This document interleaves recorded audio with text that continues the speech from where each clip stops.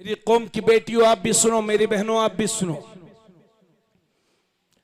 जब किसी बच्चे का जन्मदिन होता है तो हम उसे गिफ्ट देते हैं, तोहफा देते हैं। और पहले तो बच्चों के जन्मदिन होते थे, अब तो 75 साल के दादाजी भी जन्मदिन मना रहे हैं। हालांकि उन्हें पक्का नहीं मालूम होगा कि हम कौन सी तारीख को पैदा हुए थे, मगर मना रहे हैं 75 साल के दादाजी भी जन्म।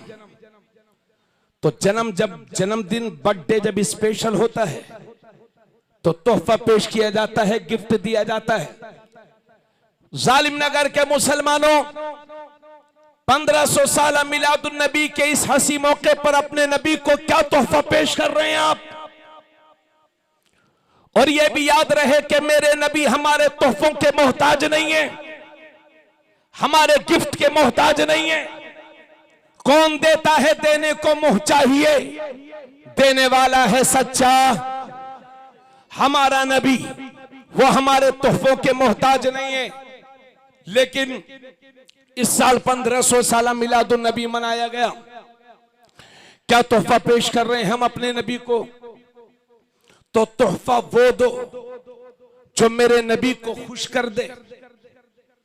आका करीम सल्लल्लाहु अलैहि वसल्लम फरमाते हैं, मेरी आंखों की ठंडक नमाज में है, मेरी आंखों की ठंडक नमाज में है। इश्क मुस्तफा के हवाले से आपने सैयद साहब से बातें सुनी, लेकिन ये कौन सी मोहब्बत है आपकी हुजूर से? ये कौन सा इश्क है कि जुलूस में तो 2000 लोग हैं और मस्जिद में 20 नमाजी नहीं है? ये कौन सी मोहब्बत है? मुसलमानों में 25-30% लोग शराब पी रहे हैं, कितने लोग जुआ खेल रहे हैं, कितने लोगों को यही नहीं फर्क नहीं पड़ता कि हम हराम खा रहे हैं कि हलाल खा रहे हैं, कितने लोग पड़ोसियों को सता रहे हैं, कितने लोग सूद खा रहे हैं। क्या सिर्फ जलसे होते रहेंगे, तकरीरें सुनते रहेंगे, नातखानी पे पैसा लुटाते रहेंगे, जलसे होते रहेंगे, या हम अपनी इस्लाह की भी कोशिश करेंगे?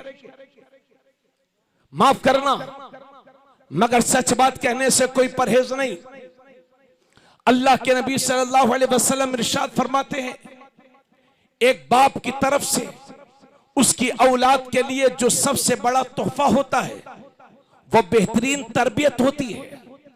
अगर बच्चों को गिफ्ट नहीं दोगे तो बच्चे एक बार रोएंगे, और बेहतरीन तरबियत नहीं देंगे तो जिंदगी भर खुद भी रोएंगे, आपको भी रुलाएंगे।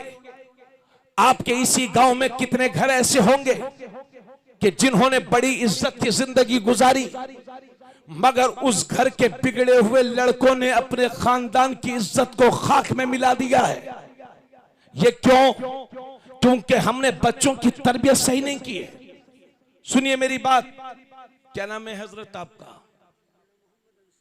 ये मोहम्मद अंसार भाई बैठे हुए हैं। अगर ये मेरे कान में कहें कि हजरत साहब ये बोल दो, मैं नहीं बोलूं, तो फिर दूसरी बार मुझसे कहेंगे हजरत ये भी बोल दो, फिर भी मैं ना बोलूं, तो तीसरी बार मुझसे सख्त लहजे में कहेंगे हजरत मैं ये कह रहा था ये भी बोल दीजिए, फिर भी मैं ना मानूं, तो बोलो ये नाराज होंगे कि नहीं? नाराज हो जाएंगे, और ऐसा नाराज होंगे कि शायद जिंदगी में मुझसे कभी दोबारा बात भी करें।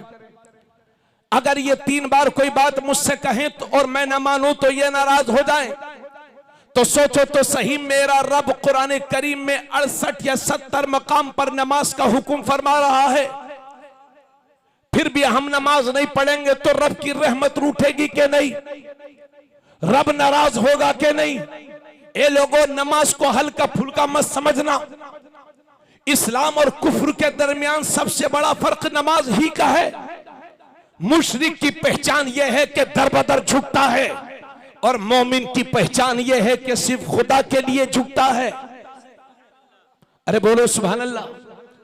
मुशरिक की पहचान यह है कि दर बदर झुकता है, मोमिन की पहचान यह है कि सिर्फ खुदा के लिए झुकता है। गर्मियों के दिनों में हम देखते हैं कि बाज मस्जिदों में जुहर के वक्त दो दो नमाजी होते हैं, और कहीं कहीं के तो हाल ये है कि किसी मस्जिद में माज़अल्लाह अजान तक नहीं होती। आपके गांव के बारे में सुना गया है कि यहाँ की मस्जिद बहुत अच्छी है। जालिम नगर वालों, आपने अच्छी मस्जिद बनाई है तो आप काबिल मुबारकबाद हैं, लेकिन मस्जिद की जीनत नमाजी हैं जी। हजरात, अल्लाह के नबी सल्लल्लाहु अलैहि वसल्लम इरशाद फरमाते हैं, जब तुम्हारे बच्चे 7 साल के हो जाएं तो उन्हें नमाज का हुक्म करो, और जब तुम्हारे बच्चे 7 साल के हो जाएं तो उन्हें नमाज का हुक्म करो, और जब तुम्हारे बच्चे 10 साल के हो जाएं तो उन्हें मार मार करके नमाज पढ़ाओ। हालांकि पढ़े लिखे लोग जानते हैं कि 10 साल के बच्चे पर नमाज फर्ज नहीं होती, मगर इतनी ताकीद के साथ इसलिए फरमाया जा रहा है ताकि जब बचपन ही से नमाज की आदत रहेगी तो बालिग होने के बाद नमाज छोड़ने का ख्याल भी न कर सकेगा। अल्लाह के नबी ने इरशाद फरमाया, जब तुम्हारे बच्चे 7 साल के हो जाएं तो उन्हें नमाज का हुक्म करो, और जब 10 साल के हो जाएं तो उन्हें मार मार करके नमाज पढ़ाओ, और जब तुम्हारे बच्चे 10 साल के हो जाएं तो उनके सोने के बिस्तर अलग अलग कर दो। यानी 10 साल उम्र होने के बाद कोई भी भाई अपनी बहन के साथ न सोए, कोई भी बहन अपनी भाई के साथ न सोए, भाई भाई भी एक बिस्तर पर एक साथ न सोए। बच्चों की उम्र 10 साल हो जाए तो उनके सोने के बिस्तर अलग अलग कर दो। तो मेरे नबी फरमाते हैं, जब तुम्हारे बच्चे 7 साल के हो जाएं तो उन्हें नमाज का हुक्म करो, 10 साल के हो जाएं तो मार मार करके पढ़ाओ। मगर भाई वो क्या मारेगा और वो क्या हुक्म करेगा जिसने खुद 15 दिन से कोई नमाज नहीं पढ़ी है जी। अजीब माहौल बना रखा है लोगों ने। घर में जवान बेटियां हैं, बहनें हैं, बहुएं हैं, और लोग नेकर पहन के रहते हैं, चड्डी पहन करके रहते हैं। गर्मियों में अक्सर आजकल देखा गया है लोगों ने धोती और लुंगी पहनी और मियां घुटने दिख रहे हैं और ऊपर तक लुंगी उठा के अपना घूम रहे हैं। बाज नमाजियों को देखा गया कि नमाज तो वो 5 टाइम की पढ़ते हैं, लेकिन उधर जुहर पड़ी, चारपाई निकाली और लुंगी ऊपर उठाई, वो मियां दादाजी सो रहे हैं। सिस्टम बदलो, ये मुसलमान के तरीके नहीं हैं। इस्लाम में घुटने दिखाना हराम है, समझ गए आप? दिखाने वाला भी गुनहगार, देखने वाला भी गुनहगार। इसलिए मैं आपसे गुजारिश करूंगा कि चाहे जितनी भी गर्मी हो अपने घुटनों को दूसरों को ना दिखाओ। अरे भाई, आप इतना छुपाते हैं शर्म की वजह से, तो घुटनों तक छुपा लिया करो अल्लाह से शर्म करते हुए। आप इतना तो पहनते ही है ना, थोड़ा सा नीचे तक पहना करो। रात के तो 1-1 बजे, 12-12 बजे तक लोग टीवियां देखते हैं। पहले एक टीवी होती थी, घर में बैठ जाते थे लोग, देखा करते थे। अगर आज घर में 5 कमरे हैं तो 5 कमरों में 5 मोबाइलों के जरिए से वो कमरा सनी महल बना हुआ है। कहां से हमारे घरों में बरकतें आएंगी? और गांव देहात का माहौल तो ये है कि जैसे ही सुबह उठे तो बाज लोगों को तो ये नहीं मालूम होता कि शाम तक हम कितनी गालियां देते जी। मैंने बाज बुजुर्गों को देखा कि वो बात बात पे गाली देते हैं और मां अच्छी खासी गाली देते हैं। यानी इज्जतदार आदमी सुनकर के शर्मा जाए, ऐसी गालियां देते हैं। असल में वो सोचते होंगे बुढ़े तो हो ही गए, अब रहा क्या है जिंदगी में, जितनी वो ख्वाहिशें पूरी कर लो। खुदारा, जब हमारे बड़े लोग बिगड़े हुए रहेंगे तो हम अपने बच्चों को क्या तरबियत देंगे और क्या नसीहत करेंगे? अरे मोबाइल रख लो यार जेब में, कल कुछ चला लेना। आप लोगों ने सब माहौल खराब करके उनको बिठा दिया तकरीर करने के लिए। कहोगे मौलाना साहब ने तकरीर नहीं की। हमारे नेट पे बहुत तकरीर है, सुन लीजिएगा। अब भी सुन लीजिए, जो भी समझ में आए समझ लीजिए, नहीं तो कोई बात नहीं। अल्लाह के नबी सल्लल्लाहु अलैहि वसल्लम इरशाद फरमाते हैं, जो सुबह सुबह बाजार की तरफ जाता है तो वो शैतान का झंडा लेकर के जाता है, और जो सुबह सुबह मस्जिद की तरफ जाता है तो वो अल्लाह के दीन का झंडा लेकर के जाता है। अब आपको यह फैसला करना है कि सुबह उठने के बाद आपको शैतान का झंडा उठाना है या अपने नबी के दीन का झंडा उठाना है। हम लोग ये देख रहे हैं कि जब हमको किसानी करनी होती है, धान लगाना होता है या फसलें लगानी होती है, तो किसान लोग सुबह उठ करके 3 बजे 4 बजे खेत पर तो चले जाएंगे, मगर 2 कदम उठ करके मस्जिद पर नहीं जाएंगे। फिर क्या हुआ? फसल तैयार हो गई, बारिश ज्यादा हो गई, फसल खत्म। भाई आपने मेहनत तो बहुत की थी, तो आपको गल्ला बहुत ज्यादा मिलना चाहिए, क्यों नहीं मिल रहा है? क्योंकि देने वाली जात अल्लाह की जात है। जब सुबह 4 बजे जाते ही हो तो कभी कभी साथ में मुसल्ला भी ले जाया करो, पानी होता ही है वुजू कर लो, कभी कभी अपनी नमाज अपने खेत में ही अदा कर लो। कहने का मकसद यह है कि जिंदगी के किसी भी हिस्से में नमाज फौत न करो, नमाज को जाय न करो, नमाज को कज़ा न करो, अल्लाह से दुआएं मांगा करो। आका करीम सल्लल्लाहु अलैहि वसल्लम ने हजरत अली से फरमाया था, ए अली, 3 कामों में कभी देर मत करना। जब नमाज का वक्त हो जाए तो नमाज की अदायगी में देर मत करना। जब जनाजा तैयार हो जाए तो उसकी नमाज जनाजा पढ़ने में देर मत करना। और जब किसी बेवा का विधवा का मुनासिब रिश्ता मिल जाए तो उसका निकाह करने में देर मत करना। इसको दोबारा सुना दें, बोलो भाई। आप लोग शायरों से मिसरा बार बार सुनते हो यार, कभी हदीस भी दोबारा सुन लिया करो। आका करीम सल्लल्लाहु अलैहि वसल्लम ने हजरत अली से फरमाया था, ए अली, 3 कामों में कभी देर मत करना। जब नमाज का वक्त हो जाए तो नमाज की अदायगी में देर मत करना। जब जनाजा तैयार हो जाए तो नमाज जनाजा पढ़ने में देर मत करना। और जब किसी बेवा का विधवा का मुनासिब रिश्ता मिल जाए तो उसका निकाह करने में देर मत करना।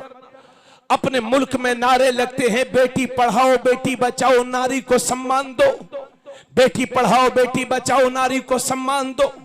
मगर इसी मुल्क में करोड़ों लोग ऐसे हैं कि अगर सुबह सुबह किसी बेवा पर नजर पड़ जाती है, किसी विधवा पर नजर पड़ जाती है, तो लोग कहते हैं हमारा आज का दिन खराब हो गया, हमारा आज का दिन खराब हो गया। सुबह सुबह एक विधवा पर नजर पड़ गई, एक मनहूसा पर नजर पड़ गई, हमारा आज का दिन खराब हो गया। तो दुनिया के यही हाल है कि नारा कुछ लगा रहे हैं और दिल में कुछ भरा हुआ है, जबान पर कुछ और है और दिल में कुछ और है। जो जबान पर है वो दिल में नहीं, और जो दिल में है वो जबान पर नहीं। मगर तारीख इंसानियत में मेरे नबी की जात ऐसी जात है कि जो जबान पर है वही दिल में है, और जो दिल में है वही जबान पर है। 25 साल के कुआरे हैं मेरे नबी, तो तारीख बताती है कि मेरे कुआरे नबी ने मक्के की किसी कुआरी लड़की से शादी नहीं की, बल्कि 40 साल की बेवा हजरत खदीजतुल कुबरा, जो एक शौहर से बेवा नहीं बल्कि 2 शौहरों से बेवा थी, हजरत खदीजा। मेरे नबी ने पहला निकाह एक बेवा से करके कयामत तक के लिए बेवाओं की इज्जत की लाज रखी है। जोर से बोले सुभान अल्लाह। मेरे नबी ने पहला निकाह किससे किया? नाम याद रखो यार, हजरत खदीजा। हजरत खदीजा निकाह के वक्त उनकी उम्र 40 बरस और 2 शोहरों से बेवा, और मेरे नबी की उम्र 25 साल, और वो भी कुआरे। कुआरा इधर देखें यार, खुदारा खामोशी इख्तियार फरमाए, कोई किसी से ना बोले, बस मेरी तकलीफ थोड़ी देर और सुन लो, तवज्जो चाहूंगा। ये काम आप भी तो करते हैं। अरे भाई आजकल लोग किसी बेवा को देखते हैं तो कहते हैं बड़ी मनहूस है, ये आई है तब से, बताओ इसके आदमी का इंतकाल हो गया, इसके कदम ही अच्छे नहीं है। अरे भाई, अगर मरना ही मनहूसियत है तो जो मरा है उसे मनहूस समझो, जो जिंदा है उसे क्यों मनहूस समझ रहे हो आप? और जिसकी जिंदगी अल्लाह ने जितनी लिखी थी वो उतना ही जिएगा ना। आपके अकीदों में भी तो कमजोरी आई है। अगर आप मोटरसाइकिल लेकर कहीं जाते हैं या कार लेकर कहीं जाते हैं और रास्ते में बिल्ली सामने से गुजर गई तो आप वहीं खड़े रहते हैं कि बिल्ली गुजर गई। अरे छोटी सी बिल्ली गुजर रही है तो आप भी गुजर जाइए, क्या परेशानी है? मगर अकीदों में कमजोरी ये वहम की वजह से है। अरे भाई, जिस कौम के पास बिस्मिल्लाह जैसा हथियार हो उसको जिंदगी के किसी भी मामले में परेशान नहीं होना चाहिए। जब भी परेशानियां खड़ी हो बिस्मिल्लाह पढ़ते जाइए, आगे बढ़ते जाइए। बाज़ लोग फोन करते हैं, हजरत वो शादी की तारीख रखनी है, वो कौन सा दिन अच्छा रहेगा? कमर दर अकरब तो नहीं है, ये कमर दर अकरब नुजूमियों के यहां है। इस्लाम में कमर दर अकरब का कोई एतबार नहीं है। तो लोग पूछते हैं हजरत किस दिन शादी अच्छी रहेगी, तारीख देखकर बता दीजिए। तो मैं कहता हूं जिस पैसे से शादी करने जा रहे हो अगर वो पैसा हलाल है तो तुम्हारे लिए हर दिन अच्छा है, और वो पैसा हराम का है तो तुम्हारा हर दिन बुरा है। बोलो भाई, बात समझ में आ रही कि नहीं? मेरे नबी, तवज्जो चाहूंगा भाई, मेरी मां बहन आप भी सुनना। मेरे नबी उस वक्त दुनिया में तशरीफ लाए, मेरे नबी की आमद से पहले दुनिया का हाल यह था कि अगर किसी के घर लड़की पैदा हो जाती थी तो लोग जिंदा दफन कर देते थे, शर्म से मुंह छुपाए छुपाए फिरते थे। और ये काम आज भी तो हो रहे हैं। अगर लड़का पैदा हो गया तो पूरे जालिम नगर में लड्डू बटेंगे, और लड़की पैदा हुई तो लखीमपुर निकल गए। अब किसी को शर्म से मुंह नहीं दिखा पा रहे हैं। यह तो उस वक्त के जाहिलों में और आज के जाहिल में फर्क ही क्या रह गया? मेरे नबी की आमद से पहले हाल यह था कि अगर किसी के घर में लड़की पैदा हो जाती थी तो उसका बाप कहता था इस मनहूसा ने मेरे घर में पैदा होकर के मेरी इज्जत पर दाग लगा दिया है, जब तक मैं इसको जिंदा दफन नहीं कर दूंगा चैन की सांस नहीं लूंगा। मुझे किसी को अपना दामाद बना करके अपनी शान घटाना नहीं है। और फिर वो उस बच्ची को जिंदा दफन कर देता था। तारीख में हमने यहां तक पढ़ा है कि एक बाप अपनी छोटी सी बच्ची को लेकर के जाता है, कब्र खोदता है, गड्ढा खोदता है, और जब छोटी सी बच्ची देखती है कि मेरा बाप कब्र खोदते खोदते गड्ढा खोदते खोदते थक गया है, पसीने से शराबोर है, तो वो भी अपने छोटे छोटे हाथों से कब्र खुदवा रही है कि मेरे वालिद को परेशानी ना हो। मगर उस बिचारी को क्या मालूम था ये गड्ढा मेरे ही लिए तैयार किया जा रहा था। यह हाल था। अगर किसी के शोहर का इंतकाल हो जाता था तो एक एक साल तक के लिए काली कोठरी में बंद कर दिया जाता था। वो बिचारी बनाओ श्रृंगार नहीं कर सकती थी, वो कहीं जा नहीं सकती थी। उस बेवा को बिचारी को मनहूस समझा जाता था। बेवाओं के कलेजे तड़पे, आत्माएं मचली, छोटी छोटी बच्चियों की चीखें बुलंद हुई। परवरदिगार आलम ज़हमत बहुत बर्दाश्त कर ली है, अब कोई रहमत वाला रसूल भेज दे। बेवाओं की चीखें निकली, मौला जुल्म बहुत सह लिया, अब तो कोई इज्जत वाला पैगंबर भेज दे। तो 12 रबीउल अव्वल शरीफ के सुबह में मक्के की धरती पर मेरे नबी दुनिया में तशरीफ लाए तो दुनिया में इनकलाब आ गया।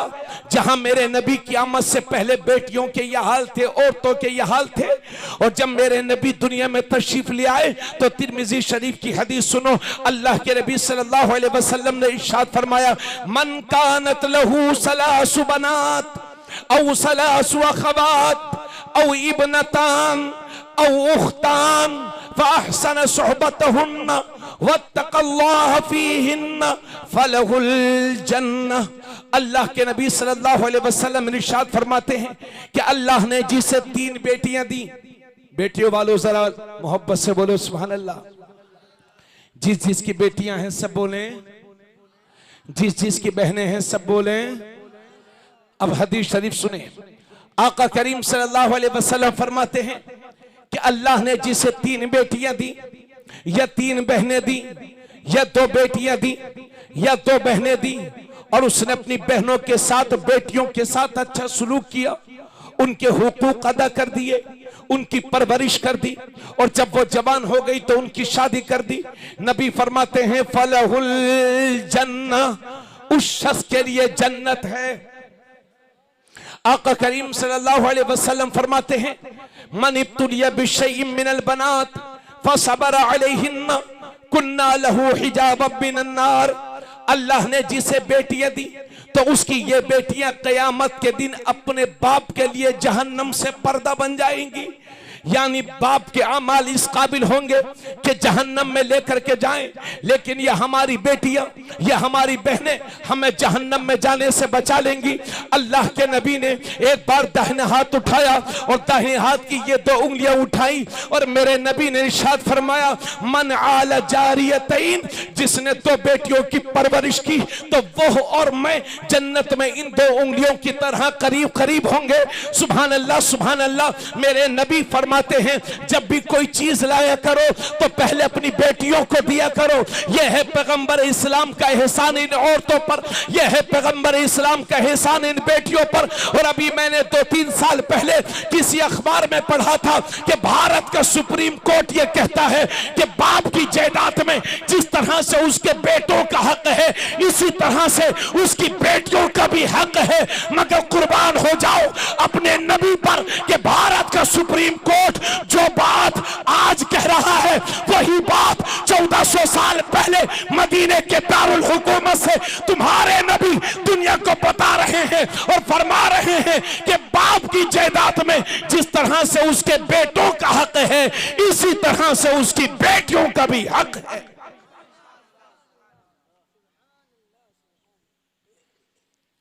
इस्लाम ने बाप की जायदाद में बेटियों का भी हक मुतय्यन किया है। अगर एक लड़का और एक लड़की है तो जायदाद के 3 हिस्से होंगे, 2 हिस्से लड़के को मिलेंगे, 1 हिस्सा लड़की को मिलेगा। और अभी हमने 4-5 दिन पहले सोशल मीडिया पर पढ़ा था कि उत्तर प्रदेश की गवर्नमेंट ये कहती है कि शादी होने के बाद भी बाप की जायदाद में से औरत को हिस्सा मिलेगा। जी, दुनिया आज समझ पा रही है। पैगंबर इस्लाम ने 1400 साल पहले दुनिया को बता दिया। कहें सुभान अल्लाह। और हजरात, मैं तो अखबार भी पढ़ता हूं, मैं कभी कभी अखबार में पढ़ता हूं कि बेटे ने बाप की हत्या कर दी, और जब उस न्यूज की डिटेल पढ़ता हूं तो उसमें पता चलता है कि बाप ने जायदाद में से हिस्सा देने से मना कर दिया था, जिसकी वजह से बेटे ने बाप की जान ले ली। तो ये बेटे हैं कि अगर उन्हें जायदाद में हिस्सा ना दो तो ये बाप की जान ले लें, मगर ये बेटियां हमारी जो जानती हैं कि हमारे बाप की जायदाद में हमारा हिस्सा है, फिर भी लिए बगैर अपने बाप के सीने से लगकर रोती हुई अपने घरों को रवाना हो जाती है। लेकिन क्या हम हिस्सा देते हैं अपनी बेटियों को? हमें अक्सर मुसलमानों को तो यह खबर भी नहीं है कि हमारी बेटियों का भी इस्लाम में कोई हिस्सा होता है हमारी जायदाद में। हमने तो जहेज की शक्लें इख्तियार कर ली हैं। जमीन बेच बेच के लोग जहेज दे रहे हैं, लोन निकाल निकाल करके जहेज दे रहे हैं, पानी की तरह पैसा बहाया जा रहा है शादी में। सुन लीजिएगा मेरी बात, पानी की तरह पैसा बहाया जाता है। 400-400 बराती, 300-300 बराती, तरह तरह की फरमाइशें। ए लोगों, हमारी इस बदचलनी ने और फजूल खर्चियों ने हमारी कौम की कितनी बेटियों को भागने पर मजबूर कर दिया है।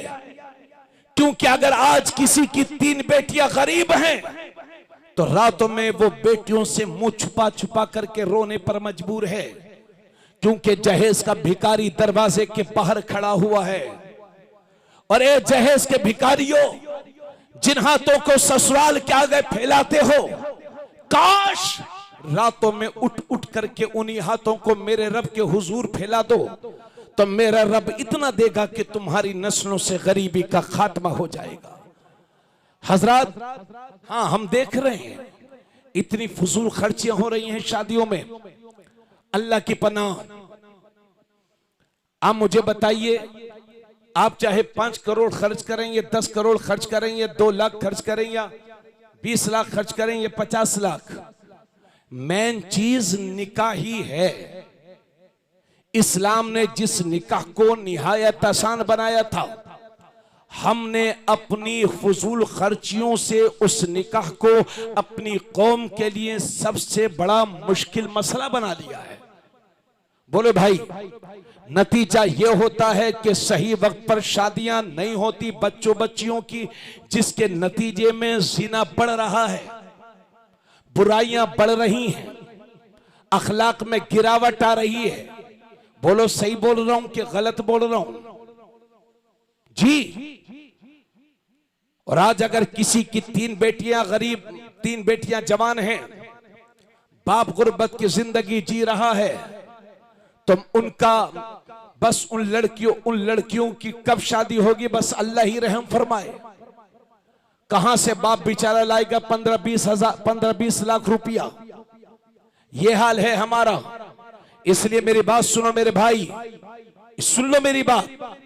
1500 साल मिलादुन नबी के इस हंसी मौके पर आपको आका की एक हदीस सुनाता हूं। मेरे नबी इरशाद फरमाते हैं, इन्ना अज़मन निकाह बरकतन ऐसरुहु मूना, बेशक सबसे ज्यादा बरकत वाला निकाह वो है जो कम से कम खर्च में मुनक्किद हो जाए। कहें सुभान अल्लाह। बाज़ सबसे बेहतरीन निकाह वो है जो कम से कम खर्च में मुनक्किद हो जाए। हजरत अली और हजरत फातिमा का हम जिक्र करते हैं, मगर हदीस शरीफ में मैंने पढ़ा है कि जब हजरत फातिमा और हजरत अली का वलीमा हुआ था, तो वलीमे में आने वालों को सिर्फ खजूरें और पानी पेश किया गया था। इससे ये पता चलता है कि हमें कर्ज ले ले करके, जमीनें बेच बेच करके वलीमे नहीं करना चाहिए। अल्लाह ने हमें जितनी माली इस्तिताअत दी है, कम से कम खर्च में अपनी शादियों को निपटाएं।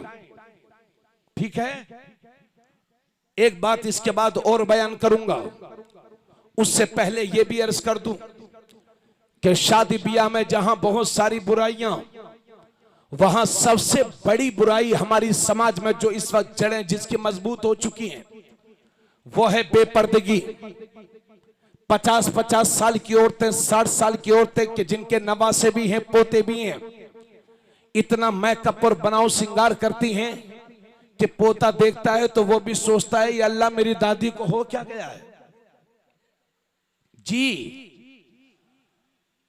किसी की नहीं सुनेंगी, न शोहर की सुनेंगी, न अपने बेटे की सुनेंगी, न घर के किसी मुअज़्ज़ज़ फर्द की सुनेंगी, न अपने इमाम की मानेंगी, न हाफिज की मानेंगी, न कारी की मानेंगी, न आलिम दीन की मानेंगी।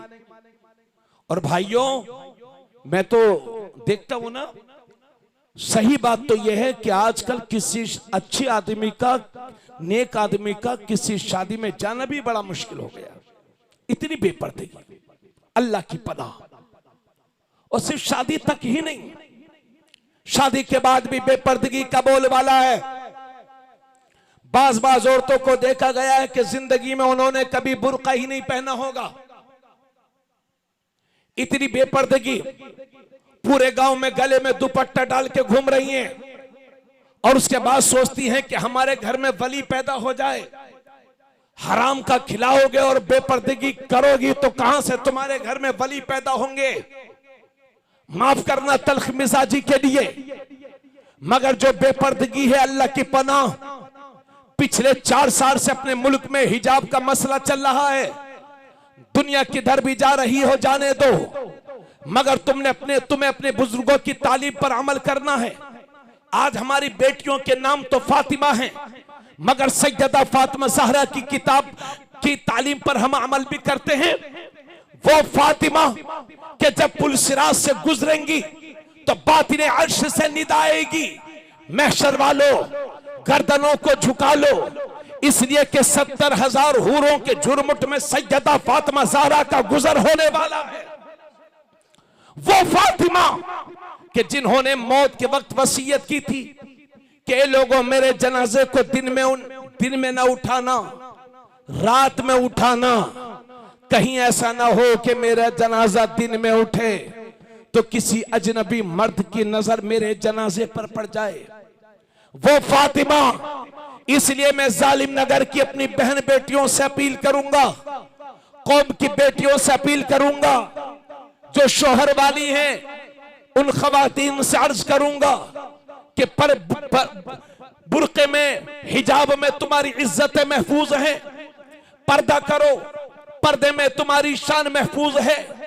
औरत वही अच्छी लगती है जो बापर्दा होती है, उसी औरत का सम्मान भी ज्यादा है, उसी औरत की इज्जत भी ज्यादा है। लेकिन हमने देखा है कि आज अगर किसी के घर में इंतकाल हो जाए, सुन लीजिए मेरी बात, किसी का इंतकाल हो जाए तो हम देखते हैं कि एक मैयत ये लेटी हुई है, अब बहन अलग रो रही है, पोती अलग रो रही है, बेटी अलग रो रही है, बहू अलग रो रही है, और सबके सब रो रही हैं, और ऐसा रो रही हैं कि दुपट्टा कहां पड़ा हुआ है इन्हें पता ही नहीं है, सीना खुला हुआ है इन्हें पता ही नहीं है, बाल बिखरे हुए हैं इन्हें पता ही नहीं है। इसका मतलब यह है कि एक जनाजा तो ये लेटा हुआ है, दो चार बेहयाई के जनाजे ये निकले हुए हैं।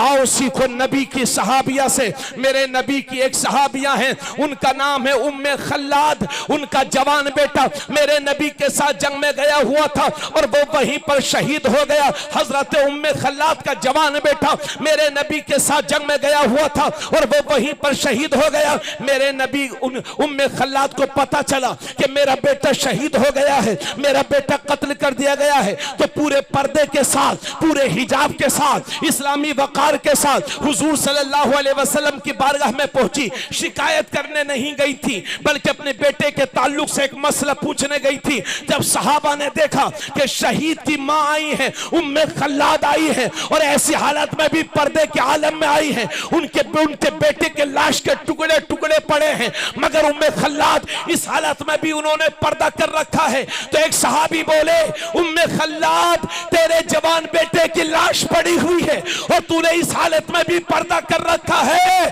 तो उम्मे खल्लाद के तारीखी जुमले सुनिए, फरमाती हैं, ए मेरे नबी के सहाबा, मैंने बेटा ही तो खोया है, हया थोड़ी खोई है, इज्जत थोड़ी खोई है।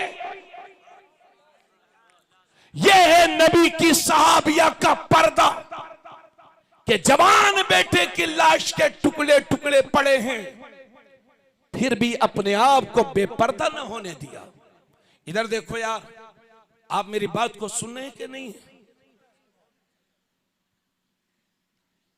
आजकल एक चीज और है, हमारे बाज भाई लोग जब तक गरीब रहते हैं तब तक उनके घर की औरतें पर्दा करती हैं, और जैसे ही अमीर हो गए, सेठ जी हो गए, तो अब मियां उनके मिजाज भी बदल गए। हाँ, जब तक वो गरीब थे तो उनके घर की औरतें बुर्के में रहती थी, पर्दे में रहती थी, बिना जरूरत घर के बाहर नहीं जाती थी। मगर पैसा हो गया तो वो मार्केट की जीनत बनी हुई है, और बाज औरतों का हाल ये है कि घर से चलेंगी बुर्का पहनकर, और जैसे ही 2-4-5 किलोमीटर निकली बुर्का बैग में और मियां ऐसी घूम रही हैं। और बाज औरतों का हाल यह है कि ऐसा टाइट बुर्का पहनेंगी कि ना देखने वाला भी माशाअल्लाह उस औरत की तरफ देखने लगता है। और कुछ औरतों के ये भी हाल हैं कि बुर्का पहनेंगी मगर इसलिए ताकि कपड़े गंदे ना हो। जी, यानी धूल जितनी पड़े सब बुर्के पे ही पड़े, कपड़े गंदे ना हो। ये हाल है हमारा। ये नाम का पर्दा नहीं चाहिए। और सुनिए मेरी बात, सुनिए, तो जब लोगों के पास पैसा आ जाता है तो वो कहते हैं कि साहब आंखों का पर्दा नहीं होता, बस दिल अच्छा होना चाहिए। दिल का पर्दा होता है, आंखों का पर्दा नहीं होता, बस दिल अच्छा होना चाहिए। और ऐसे लोग वही होते हैं जिनके पास दौलत ज्यादा आती है, उनके मिजाज बदल जाते हैं। वो कहते हैं ये मौलवी लोग पुराने दिमाग के हैं, इनको क्या मालूम, बस आंखों का पर्दा नहीं होता, दिल अच्छा होना चाहिए। तो मैं उनसे अर्ज करूंगा कि सेठ जी, शरीयत के तुम मोहताज हो, तुम शरीयत तुम्हारी मोहताज नहीं है। अक्ल के घोड़े ना दौड़ाओ शरीयत में। इधर सुनो, तिरमिजी शरीफ की हदीस है, अल्लाह के नबी की 2 बीवियां हैं, मेरे नबी के पास हाजिर हैं। इतने में सामने से एक सहाबी चले आ रहे हैं, उनका नाम है हजरत अब्दुल्ला इब्ने मक्तूम, जिनकी जाहिरी बीनाई जा चुकी है और वो देख नहीं पाते थे, नाबीना सहाबी थे। मेरे नबी के घर की तरफ आ रहे हैं। जब मेरे नबी ने देखा कि मेरे सहाबी अब्दुल्ला इब्ने मक्तूम आ रहे हैं, तो अपनी दोनों बीवियों से फरमाया, पर्दे में हो जाओ, आड़ कर लो, हिजाब कर लो, पर्दे में हो जाओ। तो अब्दुल्ला इब्ने मक्तूम आ रहे हैं, पर्दा कर लो।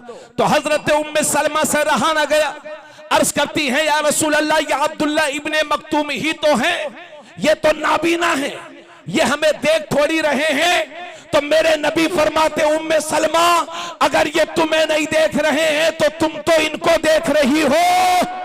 सुभान अल्लाह। जब 1400 साल पहले मेरा नबी अपनी बीवियों को एक नाबीना से पर्दा करने का हुक्म दे रहा है, तो क्या 1400 साल के बाद की हमारी बहन बेटियां आंखों वालों से पर्दा नहीं करेंगी? बोलो बोलो। इसी बेपर्दगी ने कितने घरों को तबाह कर दिया, कितने घर बर्बाद हो गए, क्योंकि बेपर्दगी हुई, नजरों से नजरें मिली और घर में तीसरे शख्स की एंट्री हो गई। और जैसे ही तीसरा आया, अम्मिया बीवी में लड़ाई शुरू। ये तीसरे की वजह से हो रहा है। रमजान शरीफ के महीने में मेरठ में जो हत्याकांड हुआ, एक औरत ने अपने प्रेमी को लंदन से बुलाया, अपने शोहर को, और अपने प्रेमी से मिलकर के उसका मर्डर किया, और उसके बाद उसकी बॉडी के कई हिस्से करके उसको ड्रम में पैक कर दिया। उसके बाद तो एक लहर आ गई, देवरिया में एक औरत ने अपने शोहर को गुंडों से मरवा दिया। लखनऊ में एक औरत ने अपने शोहर को बिल्डिंग से नीचे ढकेल दिया और वो मर गया। एक औरत ने सांप मंगवाया और अपने शोहर को डसवा दिया और मरवा दिया। कितने ऐसे कांड हो रहे हैं। ऐसा लगता है कि पहले औरतें खतरे में थी, अब मर्द खतरे में। लोगों का भरोसा उठता चला जा रहा है। मेरी बहन सुन लो, जालिम नगर की मेरी कौम की बेटी और मेरी बहनों, तुम सैयदा फातिमा ज़हरा की सच्ची कनीज हो। अगर तुम शादीशुदा हो या गैर शादीशुदा हो, गैर शादीशुदा हो तो अपने बाप की इज्जत की हिफाजत कर, और शादीशुदा हो तो तुम अपने शोहर की अमानत हो, उसमें खयानत ना करो। क्योंकि हमने देखा कि शादी के बाद जब औरतें दूसरे मर्दों से बात करना शुरू कर देती हैं तो घर बर्बाद हो जाते हैं। फिर मेरी बहन, तुझे कोई बचाने के लिए नहीं आता, इसलिए मान जा मेरी बात। ये दूसरे मर्दों, शादी के बाद भी दूसरे मर्दों से ताल्लुक रखना, या शादी से पहले दूसरे मर्दों से ताल्लुक रखना, ये तुम्हारे लिए निहायत ही खतरनाक है। इसलिए बचो, बचो, और जिसके साथ तेरी शादी हो, जिंदगी भी उसी के साथ निभा और उसी के साथ मर जा। पूरी जिंदगी वफा कर। और ये लोगों, तुम अपने घर, आप अपने घर जाकर के बता दो, मेरी इन बहनों को बता दो, मेरे नबी इरशाद फरमाते हैं, अगर अल्लाह के सिवा किसी को सजदा करना जायज होता तो मैं औरतों को हुक्म देता कि अपने शोहरों को सजदा करें, मगर अल्लाह के सिवा किसी को सजदा करना जायज नहीं है। इसलिए ये औरतें अपने शोहरों को सजदा तो नहीं करेंगी, मगर इससे पता चलता है कि इस्लाम में इनके शोहरों की अहमियत, इस्लाम में इनके शोहर इनके लिए कितने जरूरी हैं। लेकिन सिर्फ बात एक तरफ से नहीं है, दोनों तरफ से। बहुत सारे मर्दों के भी बहुत बुरे हाल है।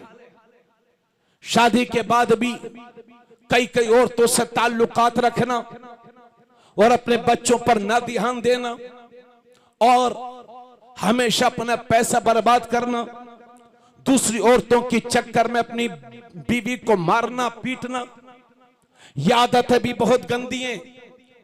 अपने घरों को बर्बाद होने से बचाओ, पाकीज़गी इख्तियार करो, तकवा इख्तियार करो। और सुन मेरे भाई सुन, जिस तरह से शोहरों के हुकूक औरतों पर हैं, इसी तरह बीवियों के हुकूक उनके शोहरों पर हैं।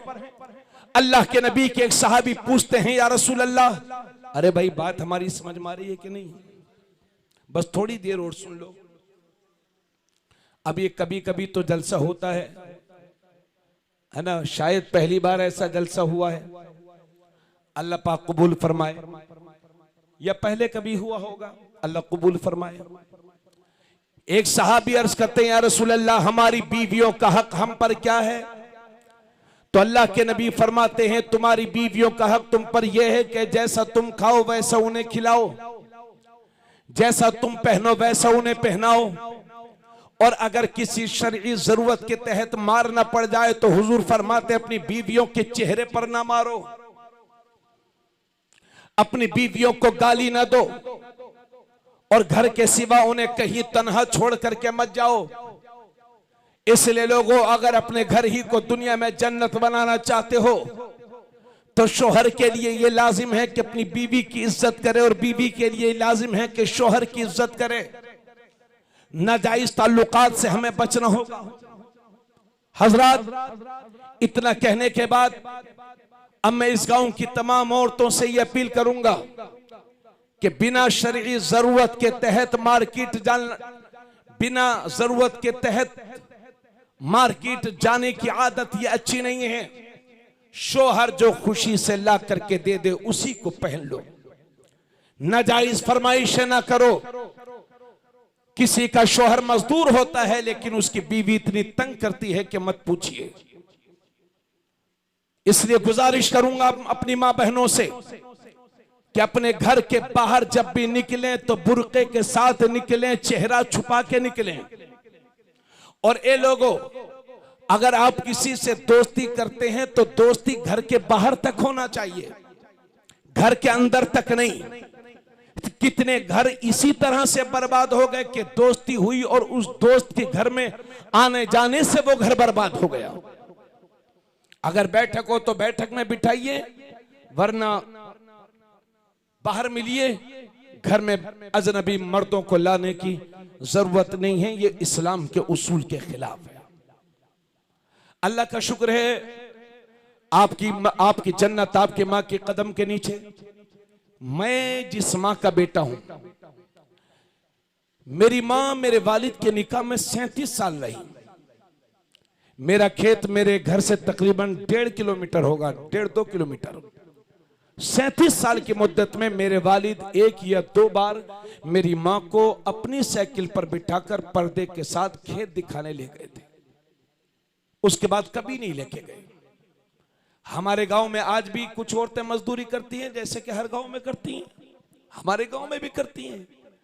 लेकिन मेरे वालिद ने गरीबी में भी मेरी वालिदा को मजदूरी करने नहीं भेजा, क्योंकि जब खेतों में जाएगी तो बेपर्दगी होगी। नतीजा यह हुआ कि मेरी वालिदा ने पर्दा इख्तियार किया, नमाजें पढ़ पढ़ करके दुआएं दी, दुआएं की। अल्लाह ने मेरी माँ को 2 बेटे अता फरमाए और अल्लाह ने दोनों को आलिम दीन बनाया है। अल्लाह ने इसी इल्म के बरकत से हमारी गरीबी को भी खत्म फरमाया है और हमारे पूरे खानदान के नाम को रोशन कर दिया है। इसलिए मैं अपनी माँ बहनों से गुजारिश करूंगा कि गरीबी बर्दाश्त कर लो, लेकिन बेपर्दगी ना बर्दाश्त करो। पर्दे में तुम्हारी जीनत है, पर्दे में तुम्हारी इज्जतें महफूज हैं। अपने शोहर की फरमाबरदारी किया करो और बिना बुर्के के इधर उधर जाने की आदतें छोड़ दो। बाज औरतों की आदत होती है, कभी इस मजार जाएंगी, कभी उस मजार जाएंगी, कभी यहां टहल रही हैं, कभी उनकी मन्नतें इतनी होती हैं कि शोहर मन्नतें पूरी करते करते थक जाता। जेठ का मेला आता है तो भाई साहब मोटरसाइकिल पर बिठाकर लेके जाते हैं बहराइच। गलत मसला के आला हजरत यह है कि औरतों को मजार शरीफ पर जाना जायज नहीं है। सिर्फ एक मजार ऐसा है दुनिया में कि जहां औरतें कभी भी जा सकती हैं, और वो है मेरे नबी का मजार। उसके अलावा कोई मजार ऐसा नहीं है कि जहां औरतें जा सकें, नाजायज है औरतों के लिए। इसलिए मेरी बहनों, अल्लाह वाले जिंदा हैं, तुम्हारी बातों को तुम्हारे घरों से सुनते हैं। नमाजों का एहतमाम किया करो, अपने बच्चों की सही तरबियत करो, दुरूद पढ़ पढ़ के, कलमा पढ़ पढ़ करके उन्हें दूध पिलाया करो, अल्हम्दुल शरीफ पढ़ पढ़ करके उन पर दम किया करो। इंशाअल्लाह तुम्हारी औलाद नेक भी बनेगी, अच्छी भी बनेगी, काबिल भी बनेगी। ठीक है, तो सिर्फ ये बेपर्दगी, इससे बचना सिर्फ शादी तक नहीं रहना चाहिए, हर मौके पर आपको अपने घरों को बेपर्दगी से बचाना है। बात मेरी समझ रहे भाई? बस 2 बातें और अर्ज कर लूं, उसके बाद किस्सा खत्म इंशाल्लाह फिर कभी। तो मैं ये अर्ज कर रहा था, सच्चर कमेटी की रिपोर्ट ये बताती है कि मुसलमानों में 3-4% लोग पढ़े लिखे हैं, यानी 100 लोगों में से सिर्फ 3-4 लोग पढ़े लिखे हैं, और 96% लोग बेपढ़े लिखे हैं। जिस कौम में 96% लोग बेपढ़े लिखे होंगे और 3-4% लोग पढ़े लिखे होंगे, उस कौम का यह हश्र नहीं होगा तो और क्या होगा। इसलिए मैं आपसे गुजारिश करता हूं कि शादियों को सस्ता करो, जरूरत के मुताबिक घर बनाओ, घरों में भी दिखावा नहीं। बाज लोग जमीनें बेच बेच के घर बनाते हैं मोहल्ले वालों को दिखाने के लिए। 50 साल के बाद जमीन मकान पुराना हो जाएगा, 100 साल के बाद मकान खंडर में तब्दील हो जाएगा। इसलिए जमीन बेच बेच कर दिखावे के लिए मकान बनाने की जरूरत नहीं है। जरूरत के मुताबिक घर बनाओ, शादियों को सस्ता करो, और अपनी हैसियत से बढ़ करके अपने बच्चों को पढ़ाओ और लिखाओ। इसलिए कि आने वाला वक्त जिहालत का वक्त नहीं है, आने वाला वक्त इल्म का वक्त है। सत्ता की चाबियां उसी कौम के हाथ में होंगी कि जिस कौम के पास इल्म की ताकत होगी, जिस कौम के नौजवानों के हाथ कलम और किताब से सजे होंगे। अगर तुम इसी तरह से सोते रह गए तो दुनिया हमेशा के लिए आपको सुला देगी। इसलिए बेदार हो जाओ, खुदारा बेदार हो जाओ, और ये फैसला कर लो कि इंशाअल्लाह रोटियां सूखी खा लेंगे, कपड़े पुराने पहन लेंगे, मगर अपने बच्चों को जाहिल नहीं रहने देंगे। अपनी हैसियत से अपने बच्चों को पढ़ाओ और लिखाओ। और ये भी याद रखना कि दुनिया की सारी यूनिवर्सिटीज, दुनिया के सारे कॉलेजेस, दुनिया के सारे स्कूल्स ये डिग्री होल्डर बनाते हैं, और कुरान बेहतरीन इंसान बनाता है। इसलिए सब कुछ पढ़ाइए, मगर अपने बच्चों को कुरान जरूर पढ़ाइए। पढ़ाएंगे कि नहीं, ध्यान दीजिए साहिब। हाँ, ये नहीं कि लड़का 20 साल का हो गया तो भेज दिया सऊदी, एक को मुंबई, एक को पंजाब, और अब्बा जी गांव में बैठ के प्रधानी का इलेक्शन लड़ा रहे हैं। लड़ाइए इलेक्शन, वोट देना आपका हक है।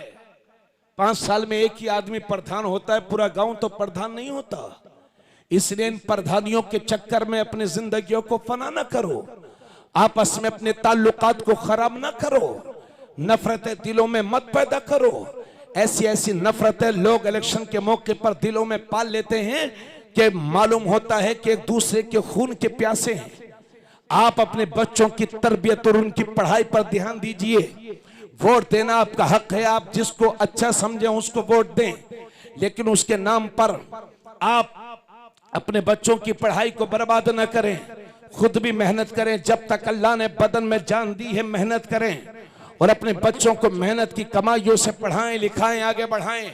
बात समझ रहे हैं मेरी आप? पढ़ाओ।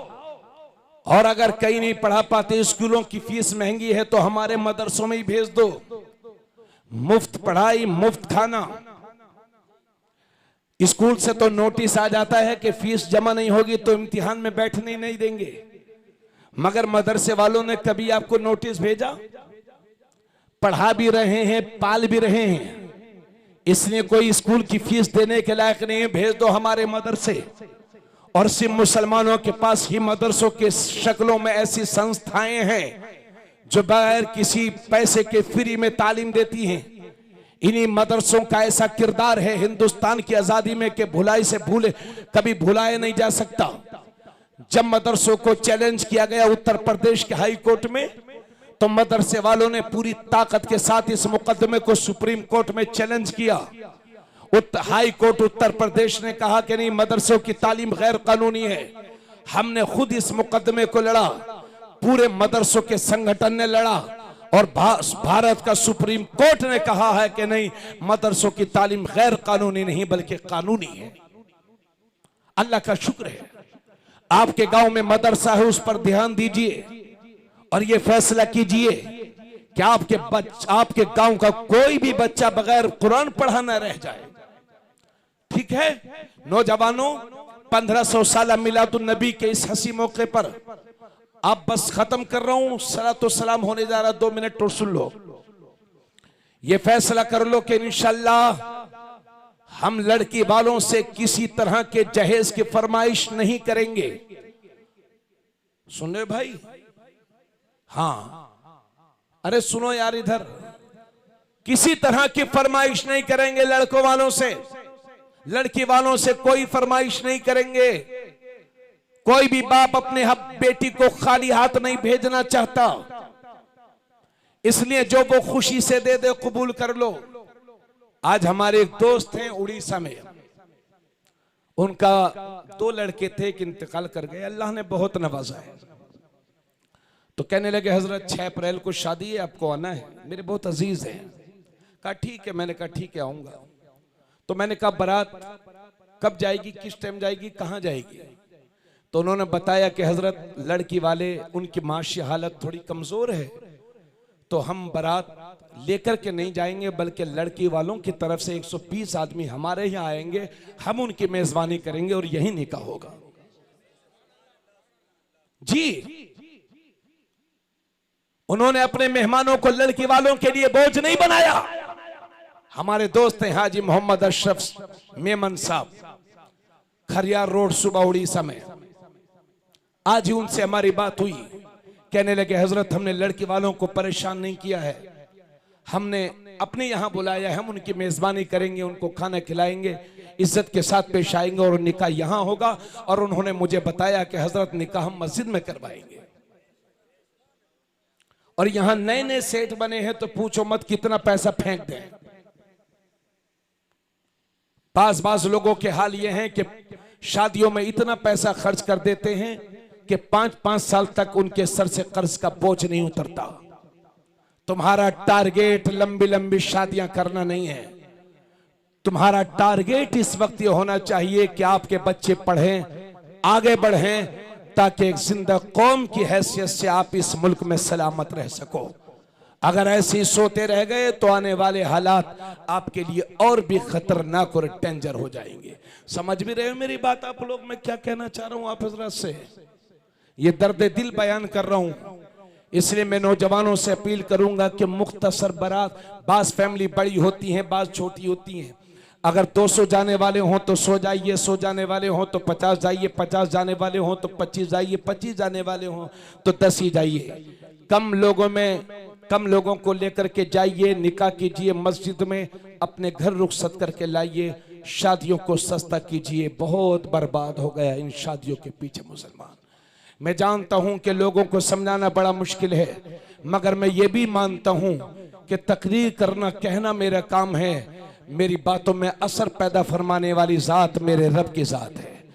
इंशाल्लाह आप ही में से कुछ लोग मेरी बातों पर अमल करेंगे, है ना। मैं बातें बहुत कुछ हैं, बस ये कहकर के अपनी तकरीर में खत्म कर रहा हूं कि आपके बच्चे के हाथ कलम और किताब से सजे हों और दिल इश्क मुस्तफ़ा से सजा हो।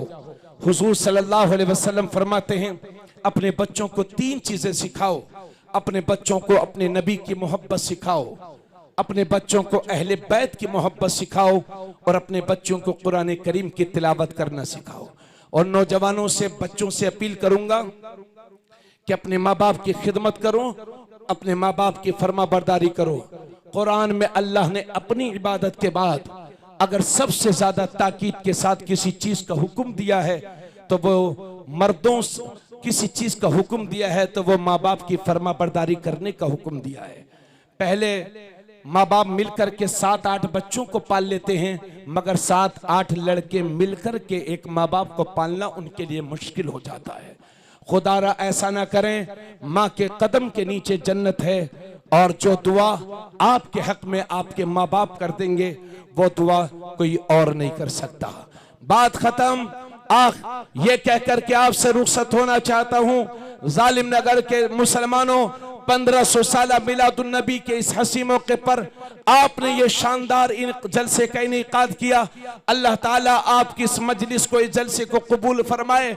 मगर मैं आपसे ये कहना चाह रहा हूं मेरे भाई, ये सांसें कब थम जाएं कोई भरोसा नहीं है। जिंदगी की शाम कब हो जाए कोई भरोसा नहीं है। पहले रोड कच्चे होते थे, एक्सीडेंट होते थे, 1-2 लोग मरा करते थे। आज पूरी की पूरी गाड़ी पलटती है और पूरी की पूरी फैमिली और खानदान खत्म हो जाता है। इसी जालिम नगर की सरजमीन पर ऐसे ऐसे लोग भी रहते थे कि जब वो बोलते थे जालिम नगर में तो 4 आदमी उनकी बातों को सुना करते थे, मगर जब उनकी आंखें बंद हो गई तो उनके पोते को भी ये खबर नहीं है कि मेरे दादा की कब्र कहां है। लोगों, दुनिया इसी तरीके से हमें भी भूल जाएगी।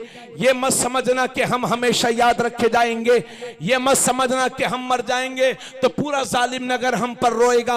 अम्मा मियां कोई नहीं रोता, घर वाले बस आंसू बहाते हैं और 6 महीने की फातिया होती है, 1-2 बरसी हो जाती हैं। उसके बाद ये भी घर वालों को पता नहीं रहता कि फला आदमी का इंतकाल कब हुआ था। अपना अपना हिसाब देना है। तुम यहाँ अल्लाह की इबादत के लिए भेजे गए हो, इसलिए इस फानी दुनिया के चक्कर में आकर के अपनी आखिरत बर्बाद मत करो। और एक बात और है जो मेरे जहन में अभी आई, वो ये कि हमसे ज्यादा दीन की खिदमत आप कर सकते हैं। चूंकि मैं अपना हाल बताऊं, नानपारा से अपनी गाड़ी में बैठा, मुसलमान के साथ बैठा, मुसलमानों के साथ बैठा, यहां आया तो मुसलमानों से मुलाकात हुई, मुसलमानों ने खाना खिलाया, मुसलमानों में बोल रहा हूं, मुसलमानों से मिलूंगा, फिर मुसलमानों के साथ मुसलमानों में चला जाऊंगा। समाज में आप रहते हो, दुनिया के दूसरे धर्म के लोगों के साथ बिजनेस में पार्टनरशिप आपकी है। आपके पड़ोस में अगर किसी भी धर्म का आदमी रहता हो तो उसके साथ ऐसा सुलूक करो कि वो भी तुम्हारे नबी की सीरत पढ़ने पर मजबूर हो जाए। आपका पड़ोसी चाहे किसी भी धर्म का हो, उसका माल और उसकी इज्जत और उसकी जान तुम्हारी वजह से खतरे में न पड़ने पाए। अगर आप किसी गैर मुस्लिम के साथ बिजनेस करते हैं, बिजनेस में पार्टनरशिप है, तो ऐसी ईमानदारी से बिजनेस करो कि उसे यकीन हो जाए कि ये मुसलमान है, मर तो जाएगा, घाटा तो उठा लेगा, लेकिन मेरे साथ फ्रॉड नहीं करेगा। ऐसा यकीन दिला दो दुनिया को। और शराब और जुए से ऐसा कि दूसरी कौम के माए अपने बच्चों से कहें, जा बेटे किसी मुसलमान के लड़के से दोस्ती कर ले ताकि तेरी शराब की आदत छूट जाए, जुए की आदत छूट जाए। ऐसे पक्के सच्चे मुसलमान बन जाओ। यहाँ 7 जन्म नहीं होते, सिर्फ एक ही जन्म हुआ है और उसी का हिसाब अल्लाह की बारगाह में देना है। तौबा कर लो अपने गुनाहों से, तौबा कर लो अपने बुरे कामों से। आज 1500 साल मिलादुन नबी के, सुन लीजिए, 1500 साल मिलादुन नबी के हंसी मौके पर आए हो तो खाली हाथ वापस ना जाओ, तौबा करके जाओ और ये वादा करके जाओ अपने आप से कि इंशाअल्लाह आज के बाद कभी नमाज नहीं छोड़ेंगे, आज के बाद इंशाअल्लाह कभी झूठ नहीं बोलेंगे, आज के बाद इंशाअल्लाह कभी शराब नहीं पिएंगे, आज के बाद इंशाअल्लाह कभी जुआ नहीं खेलेंगे, आज के बाद इंशाअल्लाह कभी जिना नहीं करेंगे, आज के बाद किसी के साथ फ्रॉड नहीं करेंगे, आज के बाद किसी को गाली नहीं देंगे। तुम यकीन तो दिला दो, तुम पक्के सच्चे मुसलमान तो बन जाओ। फिर तुम्हारा भाई तुम्हें यकीन दिलाता है कि घबराओ नहीं, इन हालात से परेशान ना हो, ये बादल हैं उड़ जाएंगे, आंधियां हैं थम जाएंगी, तूफान हैं रुक जाएंगे, इस्लाम का उजाला कयामत तक बाकी रहेगा। मेरी कौम, तू अपना रास्ता सीधा कर ले। अगर रास्ते में पत्थर भी होंगे तो अल्लाह मोम बना देगा, कांटे भी होंगे तो फूल बना देगा। कि की मोहम्मद से वफा, तूने तो हम तेरे हैं, ये जहां चीज है क्या लोहो कलम तेरे हैं। फानूस बन के जिसकी हिफाजत हवा करे, वो शम्मा कब बुझे जिसे रोशन खुदा करे। नूरे खुदा है कुफ्र की हरकत पे खंदसन, फूंकों से ये चराग बुझाया ना जाएगा। तो इंशाल्लाह आप सब जलसे के बाद आपके मिजाज में तब्दीली आएगी। क्यों भाई, आएगी ना इंशाल्लाह। हाँ, नमाज पढ़ लेना दिल करे, शैतान को ठोकर मारिए और अल्लाह की इबादत करिए। सच बोलिए, किसी के साथ फराड न कीजिए, अपने घरों की औरतों को पर्दा कराइए, अपने बच्चों की अच्छी तरबियत कीजिए, खूब पढ़ाइए। सच बोलिए, हुजूर का सच्चा आशिक बनिए। मैं चाहता ये हूं कि जालिम नगर के बच्चे बच्चे का हाथ कलम से सज जाए और दिल इश्क मुस्तफ़ा से सज जाए। इंशाअल्लाह कामयाबी जरूर मिलेगी। वमा अलैना इल्लल बलाग। अस्सलामु अलैकुम व रहमतुल्लाहि व बरकातुहू।